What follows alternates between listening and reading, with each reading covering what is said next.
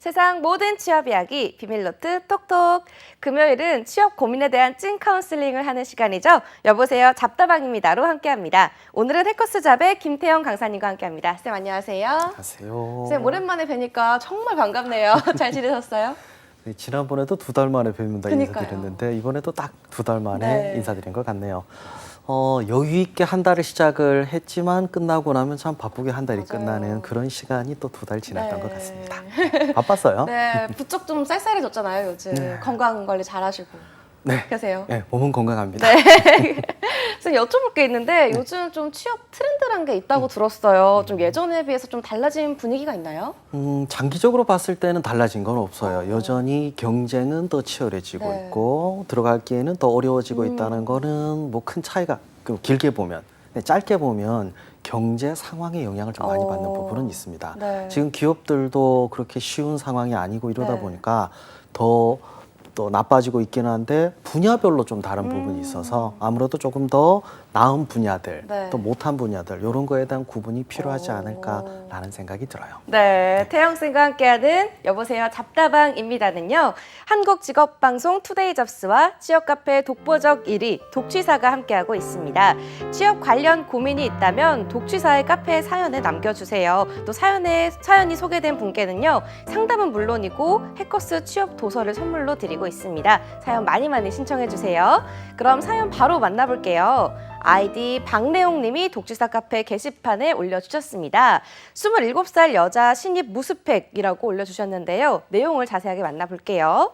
스펙은요 27살 여자입니다. 학교는 지방대 4년제 졸업했다고 하고요. 자격증은 전산회계 1급, FAT 1급, 회계관리 2급, ERP 회계 2급, 인사 2급 있습니다. 외국어 JLPT 2급 있고요. 기타 사항으로는 2년 동안 세무 공무원 준비를 했다고 합니다. 입사 희망 회사나 부서는요. 재무부서 쪽으로 취업을 하고 싶다고 적어주셨고요. 받고 싶은 조언은 현재 재경관리사 공부 중이고 이번 달에 시험이 끝나면 토스를 준비할 계획입니다. 재무부서로 취업하고 싶은데 더 준비해야 할 게 있을까요? 다시 새로 취업을 하려니까 막막합니다. 라고 적어주셨네요. 네, 오늘 사연자분 세무공무원을 2년 정도 준비하신 분인데요. 현재는 재경관리사로 공부하시다가 관련 재무 분야로 취직을 희망하고 계신 것 같습니다. 우선 오늘 사연자분 전체적인 스펙 점검부터 해주실까요? 네, 네. 제가 이 사연자를 선택할 때 가장 먼저 꽂혔던 단어가 네. 무스펙이었어요. 근데 보시면 뭐 전산회계 1급에 FAT 1급에 네, 자격증 굉장히 많아요. 굉장히 네. 많은데 재경관리사를 또 준비하고 있다고 네. 그러더라고요. 그런데 무스펙이다. 네. 세무 공무원을 준비하다가 급하게 스펙을 만들려고 하다 보니까 네. 부족하다는 생각을 한 거예요. 그래서 아무리 스펙을 쌓아도 부족한 그런 상황이 아닐까라는 생각이 들었습니다. JLPT 2급인데 토스 준비한 거 보면은 아무래도 네. 뭐 일본어를 전공을 했거나 뭐 그게 뭐 고등학교일 때일 수도 네. 있고 대학교일 수도 있고 네. 그런데 그와 관련된 게 아닌데 찾아보니까 그게 있어서 급하게 아. 취득한 자격증이 아닐까라는 생각이 들어요. 네. 아마도 시험으로 인해서 발생한 그런 상처, 이것 때문에 그 상실감을 뭔가로 메우면서 취업을 준비하다 보니까 그래서 더 어려워지지 않을까. 저는 좀 그 부분이 우려되더라고요. 네. 근데 우선 이분 보면 회계 관련 자격증이 유독 많거든요. 좀 경쟁력 있지 않나요, 쌤? 네, 분명히 네. 경쟁력은 있습니다. 근데 아까도 말씀드렸듯이 본인이 뭘 보여줘야 될지를 모른다는 게 문제죠. 그러니까 가지고 있는 게 많은데 뭘 보여야 될지를 네. 모르는 경우가 있고 네. 하나도 없는데 네. 이걸 잘 써먹는 사람들도 있긴 있거든요. 이제 거기서 차이가 있는데 그 네. 키워드가 바로 직무 중심 채용이 아닐까라는 생각이 듭니다. 네. 아무것도 모르는 상태에서 열심히만 하다 보면 여기에 대비하기 힘들다 보니까 지금 이런 표현을 하기 좀 살벌한 표현일 네. 수도 있는데 취준생에게는 희망사항이지만 네. 현실은 희망 고문이 돼버리죠. 근데 솔직히 대부분 다 이런 식으로 준비하지 않나요, 쌤? 보통 대부분의 취준생들이 이 스펙을 바탕으로 어떤 직무를 해야 될지 막 결정하고 이렇게 지원을 하잖아요. 준비는 그렇게 하는 게 맞는데 네. 현실은 이게 먹히는 건 아니에요. 자, 왜 그런지 좀 말씀을 드리자면 네. 당장은 현재 상황에서 벗어나는 걸 생각을 하지 채용의 기준이 뭔지 그리고 내가 가지고 있는 걸 어떤 기준으로 보여줘야 되는지 거기에 맞춰서 준비하고 있는 게 아니라는 게 문제입니다. 그래서 지금 하고 있는 취준 방식에서 탈피하는 걸 권해요. 네, 네. 가끔 이제 학생들이 그런 얘기해요. 선배들이 뭐 이렇게 하라고 그러던데요. 그럼 그 선배들이 지금 몇 년째 취업 준비하고 있는지를 물어봐요. 네. 자, 1년째, 2년째. 근데 결과가 나왔냐, 성과가 있냐, 딱히 그렇게 보이지는 않는데요. 근데 그 얘기를 왜 듣니라고 하면은 어디다 물어볼 데가 없다라는 얘기를 많이 해요. 그래서 정확하게 파악을 못하는 게 문제가 아닐까. 그래서 직무중심 채용, 여기서부터 파고 들어가 보는 게 어떨까 하는 생각이 듭니다. 네, 쌤이 말씀하신 직무 중심 채용 좀 어떤 게 있을까요? 이제 과거에는 스펙 네. 중심 채용이라고 해서 네. 일정한 조건, 뭐 학점, 토익, 뭐 학벌 이런 걸 네. 기준으로 해서 뽑아놓고 그다음에 일을 가르쳤어요. 네. 그럴 때는 적당한 기준으로 뽑아도 상관이 없었는데 이제는 그게 안 되다 네. 보니까 딱 이 직무를 제대로 수행할 수 있는지 아닌지를 판단해야 됩니다. 그러다 보니까 공채, 계열사별로 묶어서 통합해서 채용할 수가 없으니까 계열사별로 각각 그것도 필요할 때마다 네. 수시 채용으로 바뀌게 된 거거든요. 자, 그뿐만 아니고 이 직무 역량, 회사 입장에선 간단해요. 가르쳐서 일시킬 게 아니라 그냥 바로 일시킬 수 있는 사람. 네. 근데 현실적으로 이게 문제죠. 네. 우리는 그런 교육을 받지 그쵸. 못했거든요. 그러면 중고 신인을 하는 건 어떻겠냐? 네. 중고 신인도 일단은 직장을 들어가야 가능하죠. 근데 오해하시면 안 됩니다. 일단 들어간다고 해서 이 사람이 직장 경력이 있는 것만으로 해결되지는 않아요. 그러니까 실력이 부족해서 중소기업을 갔던 친구들이 갑자기 중소기업에서 역량이 커지지는 않는다는 거죠. 네. 그러니까 이런 문제들이 있다 보니까 기존 취준에서 벗어나지 못하는 학생들은 답답하기만 하죠. 그럼 쌤 말씀은 좀 스펙이 중요한 건 아니라는 말씀이신가요? 아니요, 스펙 중심 채용이 아니라는 얘기지 스펙이 중요하지 않다는 이야기는 아니에요. 네. 이제 기업 입장에서 봤을 때 네. 뭐 적당한 기준, 예를 들어 어학이라든지 네. 학점을 가지고 서류에서 걸러버릴 수는 있어요. 근데 어학만 가지고 뽑지는 않아요. 아. 그럼 어학이 준비가 안 돼 있다면 걸러질 수 있으니까 네. 준비를 해야 되는데 문제는 어학만 준비하면 해결된다. 이게 아니라는 거죠. 어렵네요, 쌤. 네. 그래서 직무에 네. 대한 파악. 자, 예를 들어 사연자의 경우에는 재무회계로 지원을 한다고 했는데요. 이렇게 되면 JLPT 2급은 불필요한 스펙이에요. 왜냐면 아무 필요가 없으니까. 네. 근데 이 재무회계 쪽이긴 한데 이 회사가 일본과 사업을 많이 한다. 네. 그럴 때는 필요할 수는 있겠죠. 전산회계 1급, FAT 1급 이런 것들은 직무 역량으로 분명히 평가할 수 있는데 그냥 자격증만 제시하려고 네. 하니까 문제죠. 아. 이 자격증에 담겨 있는 직무 역량 네. 이걸 보여주는 게 좀 필요하지 않을까라는 생각이 듭니다. 그럼 이분 토스 준비할 예정이라고 하셨거든요. 그럼 토스 준비도 좀 필요가 없는 걸까요? 필요할 수도 있고 아닐 수도 있는데 예를 들어서 지원 자격에 네. 뭐 스피킹이라든지 네. 뭐 어학 성적 우대다. 그럼 이걸 보는 거예요. 네. 그리고 아예 지원 자격에서 제한을 하는 경우도 있어요. 그럴 때는 준비해야 되는데 네. 그게 아닌 경우에 준비를 사실 뭐 토스가 뭐 이번 주에 한번 보고 뭐 점수 올리지 뭐 이런 게 아니잖아요. 맞아요. 몇 달이라는 시간을 또 투자를 해야 되는데 그러면 기회비용이라는 걸 따져봐야죠. 내가 과연 이 시간에 이걸 할 건지 아니면 이걸 할 건지. 재경관리사도 마찬가지거든요. 네. 재경관리사는 회계사처럼 그렇게 공인된 자격증은 아니에요. 이게 회계법인에서 만든 자격증인데 네. 이거 좀 현실적인 얘기인데 회계사 준비하다가 떨어졌던 친구들이 딱이 어정쩡할 때 딸 수 있는 자격증 그리고 이게 있으면은 그래도 좀 공부한 티는 나는 정도. 네. 하지만 재경관리사 이것만 가지고 뽑기는 좀 어려운 그런 네. 자격증이 아닐까라는 생각이 네. 듭니다.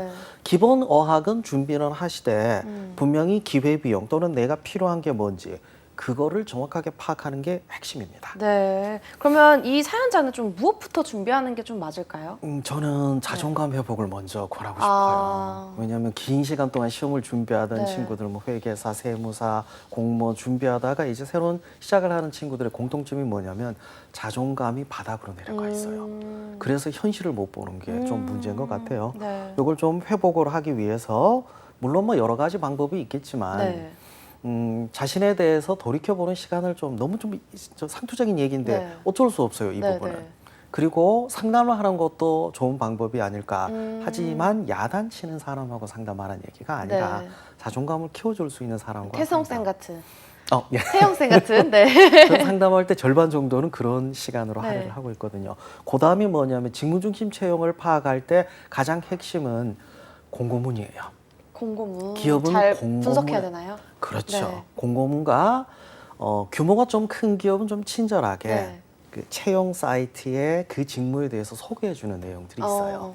예를 들어서 CJ 같은 경우에는 직무가 어떤 일을 하는지, 그리고 직무에 요구되는 역량, 네. 재무 분야에서 필요한 거는 전문 지식과 부서 간 커뮤니케이션 역량이라고 분명히 밝히고 있거든요. 네네네. 근데 어학이라는 얘기를 안 해요. 근데 이걸 모르니까 일단 누가 그러던데 어학 성적부터 그러면서 자존감이 떨어지다 보니까 또 감추려고 하죠. 나한테 불리한 거는 네네. 감추려고 하는 이런 문제들이 좀 발생되지 않을까라는 생각이 듭니다. 네. 정확하게 재무회계가 뭔지를 파악하고 내 걸 연결할 생각을 해야지 그게 아닌 상태에서 막연한 재무 이건 좀 위험하지 않을까 싶어요.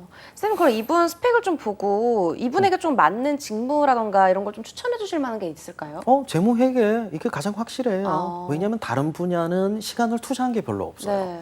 아직은 학교 전공이 나와 있지는 않지만 아무래도 뭐 세무 공무원을 준비했다면 네. 그쪽 분야와 관련된 전문 지식 공부를 2년 이상은 했어요. 네. 그리고 이 자격증 따면서 준비했던 시간까지 포함하면 못해도 3년 정도의 시간은 투자를 했는데 네. 3년을 대체할 수 있는 게 뭐가 있어요? 없잖아요. 맞아요. 네. 그럼 확실하게 이쪽을 준비하는 게 맞겠죠. 음. 아무것도 없는 땅에 곡식을 심어봤자 곡식은 네. 자라지 않잖아요. 맞아요. 내가 관심은 마케팅이에요. 네. 근데 마케팅에 대해서 관심은 있지만 마케팅에 대해서 1도 뭘 한 경험도 없고 공부한 것도 없는데 그냥 관심이 있다. 그럼 그냥 취미로 마케팅을 공부하라고 네. 농담 삼아 얘기를 하거든요. 이거는 그렇게 할 문제는 아닌 것 같아요. 네. 차라리 직무 자체의 문제가 아니라면 내가 선택한 직무를 좀 더 깊게 파고 그리고 공고문을 통해서 각 전형별로 이걸 어떻게 어필할 건지를 고민하는 게 핵심이 아닐까 싶습니다. 네, 그럼 이분한테는 좀 지금 원하는 재무부서 쪽에 취업이 좀 맞긴 한 것 같아요. 근데 네. 이분이 2년간 세무 공무원을 준비를 했었잖아요. 좀 지원할 때 이런 사실은 좀 숨기는 게 좋을까요? 숨기는 게 정말 위험해요. 어. 1차적으로 위험한 게 뭐냐면은 기본 이력 사항에 네. 시간이 있거든요. 네. 그럼 그 공백이 있어요. 그렇죠. 그럼 그 공백을 물어봤을 때 할 말이 없어지죠. 그리고 2년이라는 시간을 썼는데 이걸 왜 아쉬워합니까? 자, 왜 그러냐면 실제로 대학 공부하는 것보다가 이런 시험 준비할 때 좀 더 열심히 공부를 해요. 그래서 공부를 했다는 것만으로도 그 안에서 역량을 보여줄 수 있는 부분이 있기 때문에 네. 시험의 결과가 뭐 합격, 불합격인 거죠. 공부한 건 없어지지 않아요. 네. 전 차라리 2년 동안 수험 생활했던 걸 적극적으로 어필하는 걸 더 권합니다. 어떤 식으로 어필하면 좋을까요? 학생들이 네. 그 시간을 보냈지만 본인이 뭘 했는지를 모르는 이유는 확인을 안 해요. 아. 대학 4년을 다녔지만 뭘 배웠는지를 네. 잘 모르고 내가 어떤 역량을 갖췄는지를 잘 모르고 시험 공부를 했지만 뭘 했는지를 잘 모르거든요. 네. 그럴 때는 이제 학과 소개글이나 또는 네. 수험서 같은 경우에 수험서 서문에 요 과목은 어떠한 지식과 어떠한 분야의 역량을 쌓기 위한 거다라고 소개 나와 있는 게 네. 있어요. 요 표현을 가지고 와서 네. 이거를 내가 지원하는 직무에 요구되는 역량과 버무리면은 이런 말은 못한데 신분 세탁이 됩니다. 네, 쌤이 근데 이분께 사연자분께 좀 자존감 회복을 먼저 했으면 좋겠다라고 말씀하셨어요. 네. 그 다음에 이제 직무 역량에 대한 조사를 또 해야 될 것 같다라고 하셨는데 좀 자존감 회복하려면 어떤 식으로 하면 좋을까요?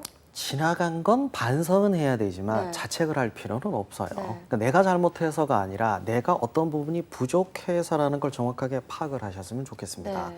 여러분에게 기회는 이번에 올 수도 있고 다음에 올 수도 있어요. 시험에 한 번을 떨어지더라도 네. 내가 정확하게 뭐가 부족하고 뭘 보완해야 할지를 파악을 한다면 네. 그러면 그 다음에 기회가 있어요. 하지만 그게 안 되면 더 이상 기회는 오진 않습니다. 네. 잊지 마세요. 반성은 해도 자책을 할 필요는 없습니다. 네. 그리고 이분이 사연자분이 2년 동안 좀 준비를 했다 보니까 지금 나이가 27살이거든요. 네. 좀 자존감 회복을 좀 하면 태영쌤 보기에 현실적으로 이분이 조금 취업 가능성이 어떤가 높나요? 저는 충분히 있다라고 생각을 해요. 왜 네. 그러냐면 기업은 바보가 아니에요. 네. 여러분이 생각하는 것보다 그렇게 고리타분한 쪽도 아니고 빠르게 변화합니다.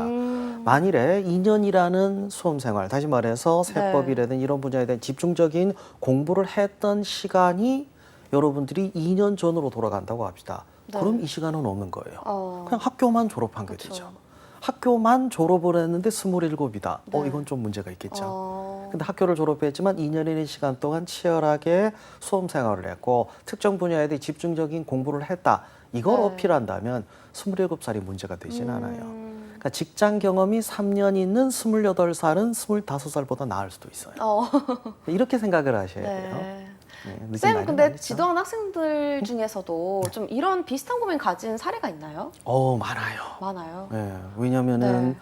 수험 생활이라는 게 일정 시간이 되면 네. 뭐 금전적인 부분도 있고 좀 심적으로도 지쳐요. 더 이상 할 여력이 없어요. 네. 그러면 이제 다른 길을 선택을 하려고 하는데 막막하다 보니까 이 진로 상담들을 하는데 케이스가 굉장히 많아요. 네. 아주 좀 극단적인 케이스인데 20년 동안 네. 자동차 딜러를 하시던 분이 갑자기 안정적인 일자리를 찾고 싶다고 해서 공기업을 준비했던 분도 있었거든요. 그분 처음 봤을 때 저 잊지 못하는 게 네. 학부모님이 오셨나 해서 네. 일어서서 어서 오세요라고 네. 했거든요. 야, 이번에 시험을 준비하고 있는 깜짝 놀랐어요. 네. 그리고 정말 열심히 하셨던 기억이 나고 이분이 합격하고 나서 저한테 고맙다면서 했던 인사는 지금도 잊지는 않습니다. 네. 자동차 그 외제차 딜러를 하셨는데 네. 지금도 후배들이 그쪽으로 하고 있대요.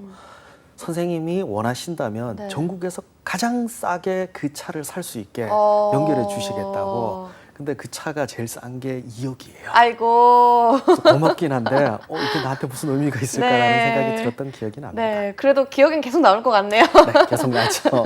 모아야 되니까요. 열심히 해야죠. 네.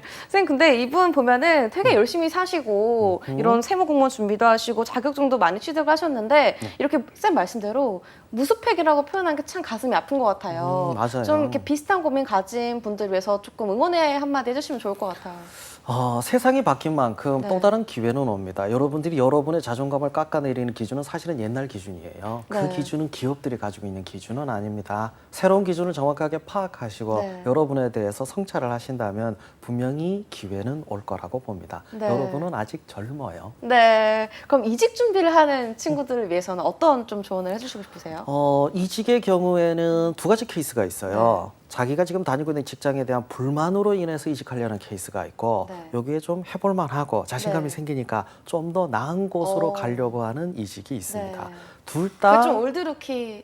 그렇죠. 그런 네. 케이스들도 네. 있으니까 그럴 때는 이제 목표를 정확하게 하는 게 네. 중요하지 않을까라는 생각이 어. 들어요. 특히 스펙이 좀 되고 자신감이 있어서 이직할 때는 이 기준점이 있어요. 이 네. 미만은 지원을 안 해요. 그럼 그럼 아예 요 윗기준, 뭐 네. 연봉이라든지 이런 것들, 뭐 근무 지역이나 이걸 정해놓고 타겟팅하는 게 좋고 네.